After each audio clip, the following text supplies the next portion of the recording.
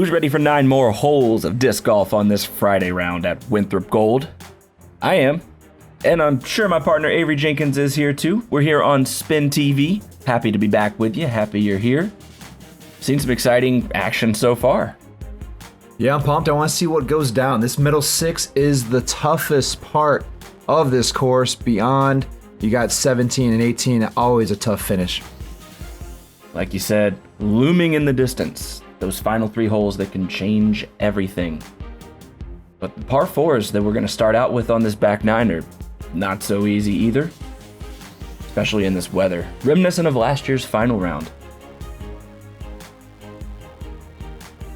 As we check a look at the standings, let's check that look. Big Germ erasing that 4-stroke deficit to take a 1-stroke lead. Going on to hole 10. Some choices to be made off the tee here, Avery. Yeah, it's a big shot. If you want to cut the corner here, it's about a 500-foot shot. The hole lays out 550, but that's laying it out along the left side measuring distance. But it's about 500 to clear if you're going to try to attack this par 4 and go for the eagle. So you're saying pretty much everybody can reach it then? Pretty much everybody in the top cards can reach it.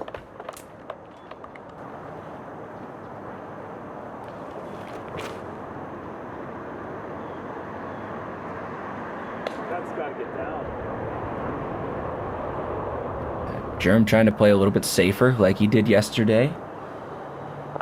Leaving that release a little high. Nikko going for it. As he said, it flipped over yesterday. Heisering out left. And that's the danger right there. That OB is much longer left of the pin than it is to the right of the pin. Eagle looking to get aggressive here. Big flex shot over the top. And long of the basket, inbounds. Give him that green flag. Whew. He was up over the tennis courts. A very dangerous shot in that wind, but executed very well. So as you see, if you throw out of bounds, you do get that option to go right to the drop zone or throw from the previous lie. Germ goes drop zone for his 3rd shot. And a little scary rollaway, but gets the green flag. Yeah, that rollaway changed it from a gimme to a tester.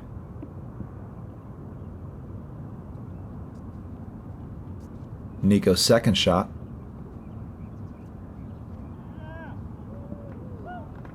Excuse me, his 2nd throw, his 3rd shot. You're excused. He's got a good putt. Here's Ricky after laying up safely off the tee.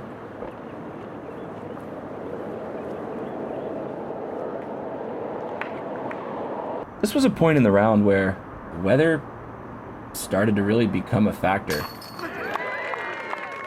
Not on that putt, clearly, but, you know, it started out calmer. It's one of those holes that's in the open. You can see the wind blowing left to right off the tee pad, so it always makes that tee shot very difficult.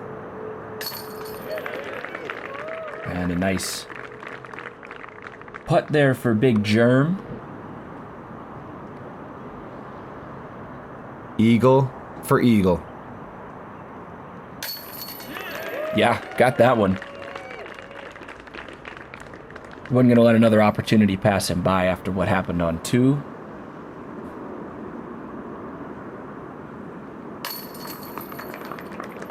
And the swings are happening. These holes set up for that. These are very challenging par 4s, but they are birdieable, and obviously they can score an eagle on these holes as well.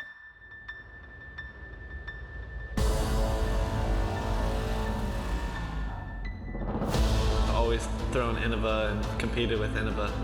I don't think I'd be playing this sport if it wasn't for creating the disc itself and then just taking it to the next level over and over and over again. How great the discs are themselves. It's really gained my trust, and I don't think I would be here without Innova. I don't see myself doing anything else. And McMahon's going to leapfrog Koling by 1. We saw some big swings on the first hole of the front 9. Same thing here. Hole 11, removing the OB, sticking with the hazard. Yeah, what they did here was they actually pushed those lines a lot farther back too, so you can be a little more aggressive off the tee, take a little more distance on this first shot, and setting up a shorter second shot into the basket.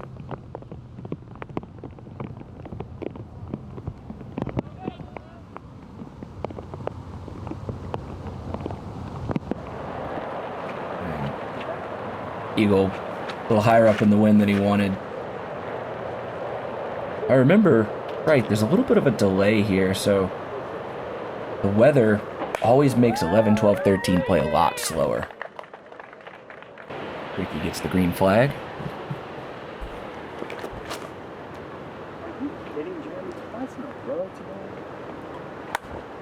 Germ talking to himself a little bit here. He left that forehand shot wide left and over the hazard.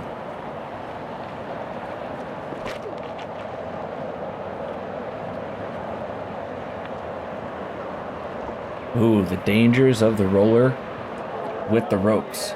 You don't see a whole lot of players going roller off the tee on this hole. I think you actually saw it actually caught the top of the rope, slowed it down, so it actually took a little speed check and put it dead center in the fairway for Nikko.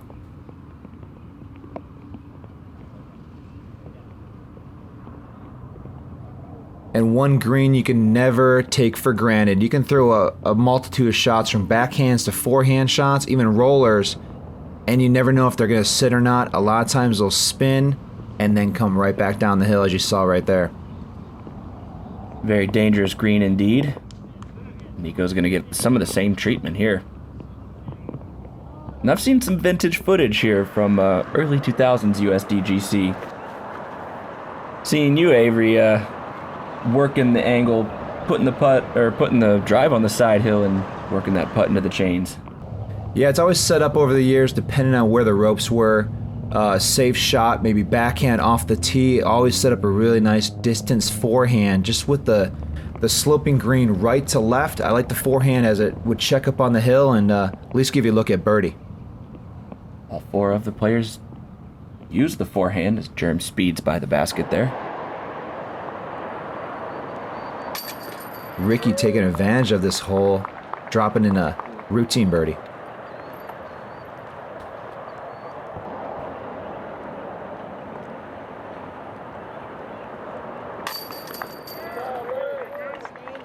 Yeah, if you're looking back to 2008, this was a big swing hole when it was me and Nate Doss battling it out for the championship. I hit a big putt for birdie, and then he battled out the last 6 holes to bring it in for the win. We'll have to do something. I've got some of that old footage now digitized. We'll may have to do something for our SpinTV fans out there. Trust me, I'd love to see it. We even got a mini roll away. I don't think you can stroke people for that, but... Hole 12. Let's just move right on. Hole 12. 900-foot par 4. The 600-foot marker is out on the fairway, just tempting the big guns to go for it. Again, another dangerous green. And another hole that's actually changed over the years. This used to be a short par 5, then changed to a long par 4. This hole is one of the bigger holes, and actually, for the longer throwers, it really gives you that chance to really air it out.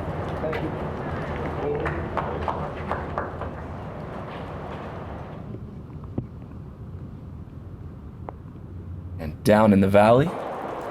Not too much water in that creek yet. Hoping the rain's going to hold out for the final round so we can say the same thing.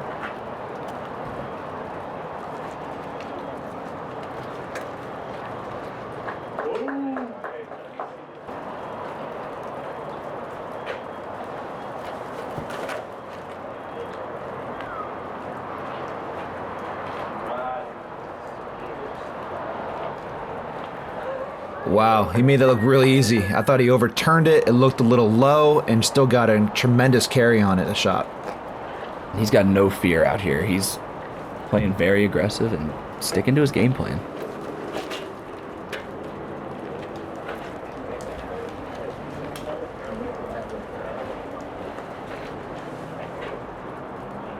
Oh, Germ.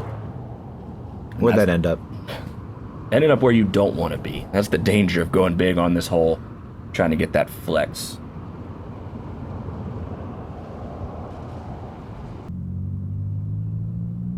And Ricky, he's not the most aggressive player on tour, but I feel like in this round he's playing a little bit less aggressive than we typically see out of him. Yeah, I've been very surprised by his shot selection this week.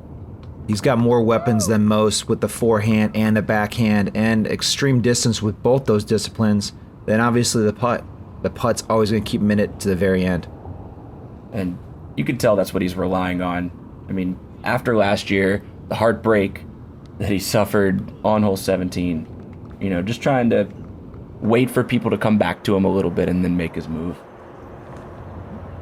Like in disc golf, like in life, you need to learn from your mistakes and capitalize and move on, and hopefully he can do that during this round.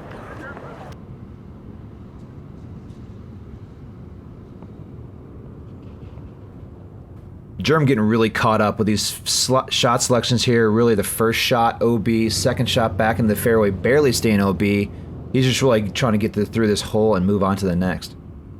I agree. He's played a solid round so far, but he's making a mess at 12 at the moment. Nikko just inside the circle.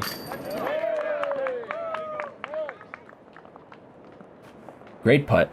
Nikko's abbreviated routine for his putt has really benefited him this year. Eagle for birdie.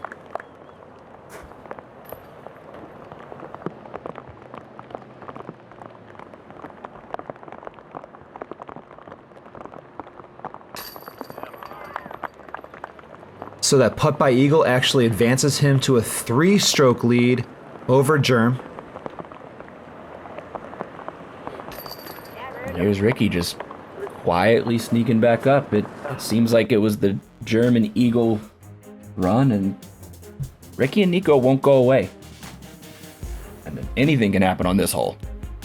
I've seen it many times before. A lot of great rounds get just completely taken apart on this kind of hole. Playing a little easier, and then in years past, you used to be able to have to throw a shot over the parking lot on the first tee shot. Now moved 100 feet to the left.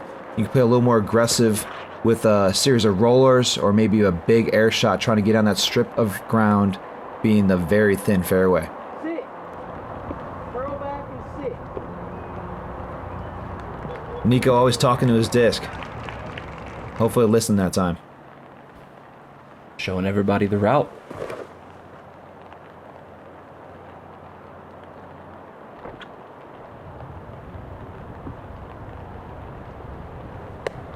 No, that little bit of water helped. There was a lot of energy on that one. That's it. Sit.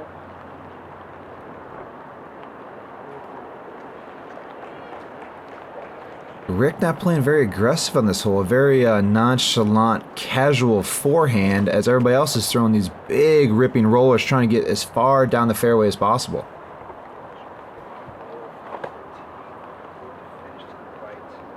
So with Eagle with a 3-stroke lead going into this hole, and then Germ just left it short into the hazard.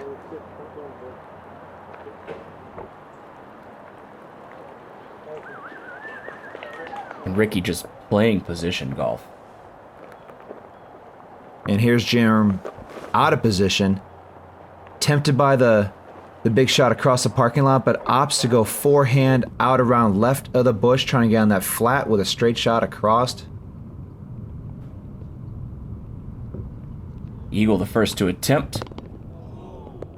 Ooh. And that's what happens when you leave that shot low.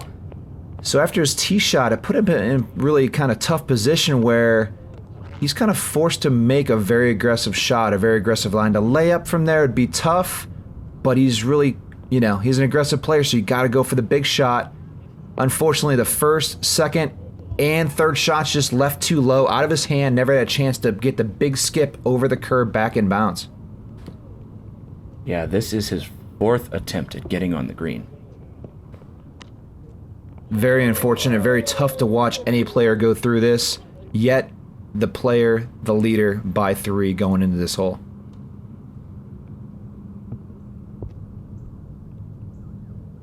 And that's a safe play for a lot of players. Get back on that top shelf there, setting up an easy approach on the flat level ground. As you see this pin position here, it's in the B pin, really tucked short left on the green. And a lot of OB. You can see it within 15 feet of that basket all the way around is out of bounds. And you're seeing Germ and Rick sharpening the knives now. Nikko as well. All three players playing a very conservative, don't want to take the big numbers as they watch Eagle throw an approach on his 9th shot. Going to be a tap in 4, a triple circle 10.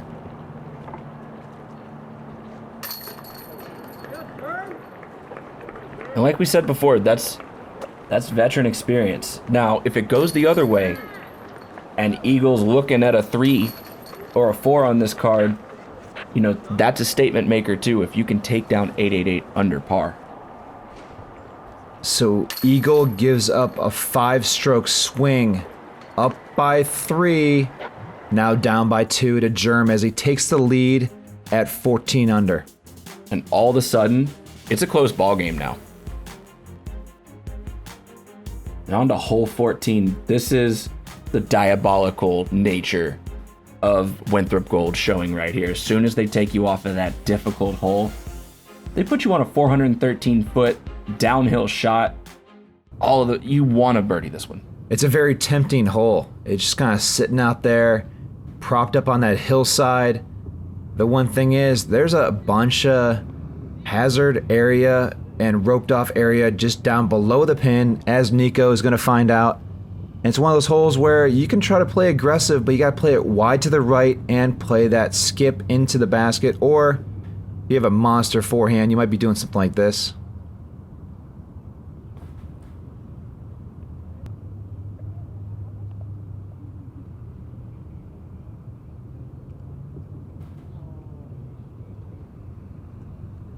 All these players kind of scared of this hole. It's very tempting, like I said, but it's one of those holes you're not really too upset if you take a 3.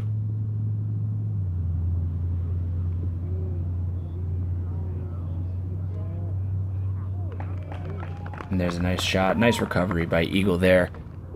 With the practice rounds being so dry and the conditions changing so much, it's not too surprising to see them see what Eagle's going to do, see if he's going to get himself in more trouble. And Germ with that famous floater Anheuser putt that he's known for.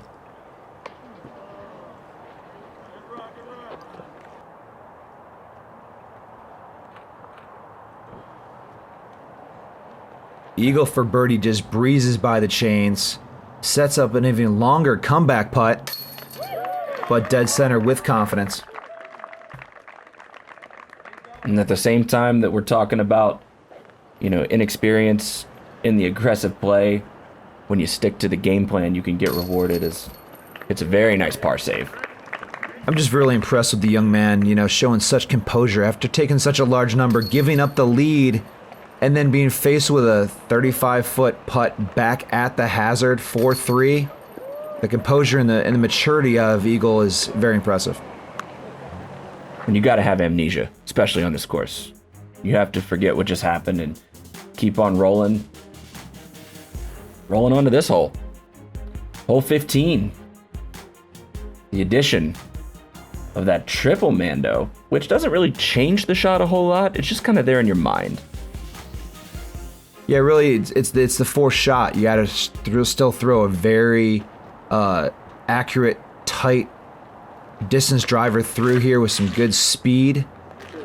Hopefully you want to be a little straighter and down the fairway a little more as Ricky early releases and goes out of bounds early. Germ using all that ceiling, puts it out, down the fairway, into the middle, cut.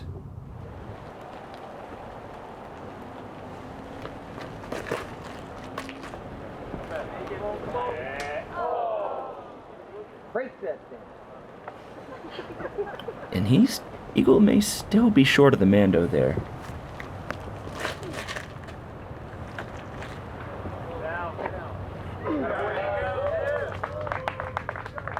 Always a fun shot to throw, always a fun shot to watch be thrown with good execution.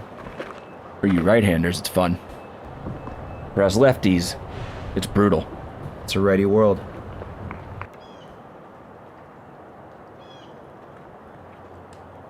You just saw Rick from the drop zone, then Eagle short of the Mando, so he'll pitch his second shot through the gateway. Smart play. Par is still possible.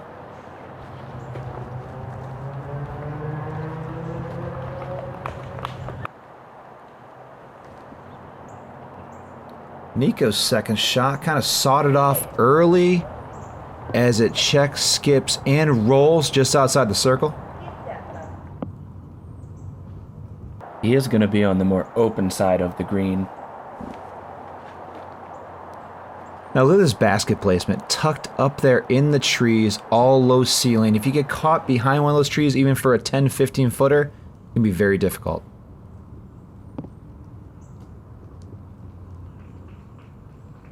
Nice up there.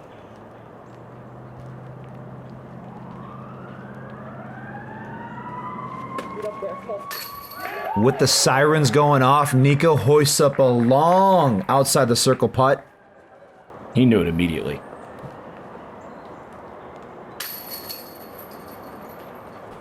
And the woes for Eagle McMahon continue this round.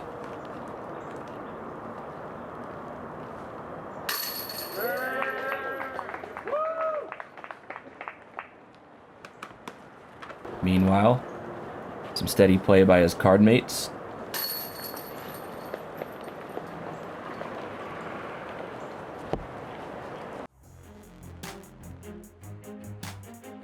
Yeah, we have a tight game here. I mean, it leaves you speechless. You know, this course, no matter how many times you see it, you're going to see something new and some new kind of iteration of competition that's pretty awesome. It's a timeless course, and hole 16 has its own share of stories to tell. Yeah, another hole that's changed over the years as they change the basket placement and the position of the ropes each and every year, how much they tighten them or stretch them out on each edge of the fairway. Right now it's back in the original position at the B position, and it's really a really open area, an open look for the basket placement.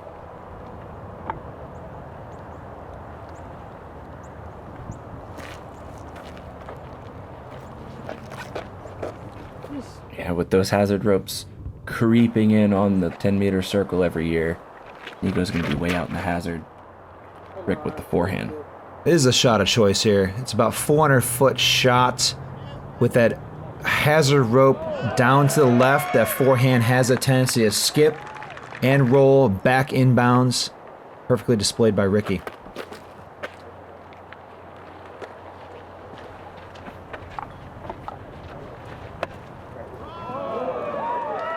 And then even executed a little better by Eagle.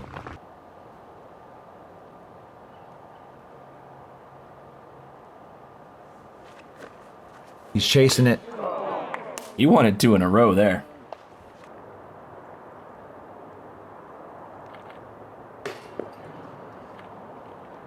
A rare miss by Ricky just outside the circle. And a solid make by Germ just outside the circle. And he knows that was an important putt, with 2 of his other card mates stepping up to just about the same distance, or at least Ricky's was. To grab that stroke is huge.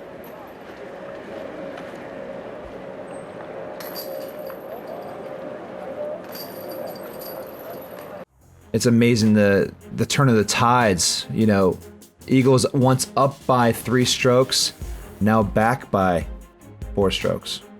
And the lead card is really pushing this course in a way you don't normally see. They're separating from the field. And we don't even need to talk about the island. Everybody knows about the island. This is the island. It's literally in the PDGA manuals. Let's just get right to it. So this position right here is the far left position. Really tucked up on those hay bales, very close to the out of bounds area.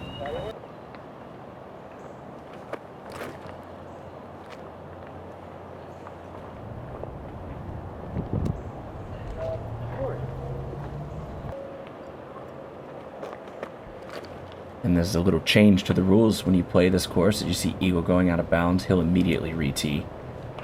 Good correction there.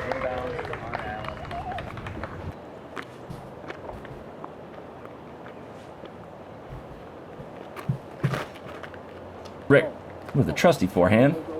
Is that a putter? I think so, because it's in the basket for the ace.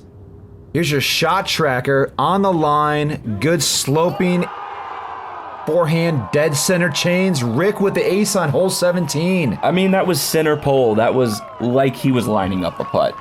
Hashtag SC Top 10. There you go. Great shot by Rick. And Nikko has to follow that. And nearly does. Oh. Nice dodge by Michael, our catch cameraman this weekend.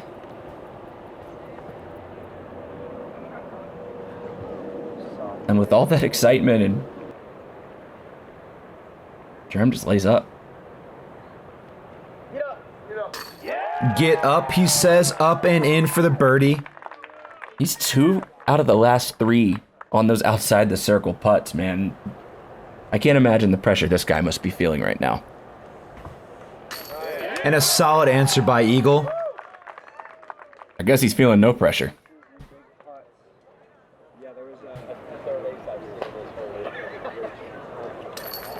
Germ's left out in the cold. He played the hole very, very well, and he's gonna take the 3.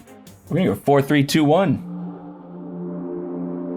Disc Golf Park, a natural way to create sports facilities. One of the world's fastest growing sports, disc golf offers a fun and athletic experience for people of all ages, no matter their performance level. It is an activity the whole family can enjoy and easy to learn. Disc Golf Park is an overall concept for establishing a safe, highly functional, and diverse disc golf course. A professionally designed course comes complete with disc catcher baskets, throwing pads, and a signage system. Constructing a 9-hole disc golf course requires only about 10 acres of land and can be completed within a few months. Designing a disc golf course calls for a professional. An experienced course designer adds real value to the project while considering the needs of all the parties involved. Disc Golf Park offers a complete sports facility where people are able to engage in the sport on their own. On-course safety is ensured by throwing pads and an effective signage system. A disc golf course can be established practically anywhere, in a park, next to a school, in an outdoor recreation area, or in the woods. The cost of establishing a disc golf course is only a fraction of the cost of many other sports facilities. Best of all, a disc golf course can be built with minimum environmental impact. Disc Golf Park, a natural way to create sports facilities.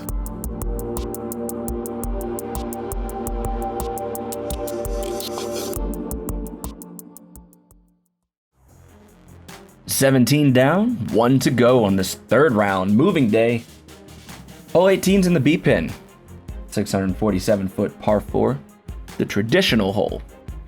Yeah, the truest form of the par 4 on 18. I'm going to say it's one of the greatest finishing holes in all of disc golf. And I wonder who's going to be first on the tee. I think a 1 will take the tee pad on this hole. Always a scary tee shot here, no matter if you're going backhand or forehand. Just trying to land a disc on that side hill. I've seen it too many times where if you're off speed or off angle, that disc can get up, on edge, and roll. 2 of the players safe so far. Germ going excellent forehand, coming in with some aggressive angle, and you just see it kind of check and roll if it takes the right. Yep. Good to see it settle and spin out on the flat. Should be a nice look at a second shot.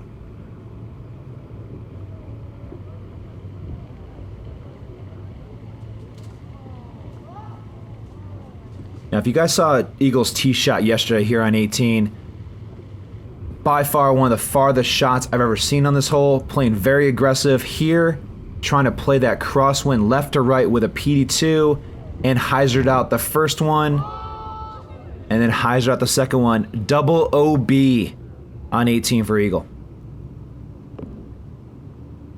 And that's just trying to press. With one hole left, you got to pack it in. Just got to play for that par and say, tomorrow. I'll get it back tomorrow. On this kind of course, you're going to take your lumps. You just got to understand that you give up too many strokes this late in the round.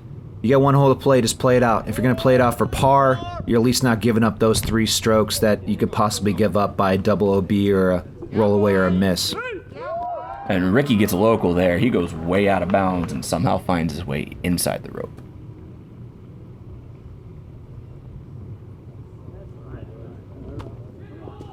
Going textbook backhand spin, roll, and right below the basket. Beautiful weight on that shot. Eagle's 5th shot, giving him a very sizable death putt looking back down to the water. Yeah, that's no gimme. And Nikko working the putter late in the round. It's always a good note to finish on. Yeah, if you can finish with a sizable putt, a big putt on this hole, or a birdie putt of any distance, you're going to feel good about your round. Eagle laid up from up top the hill. Finally, he had waved the white flag, had enough. Germ's going to take a birdie right there. Big birdie going into the final round.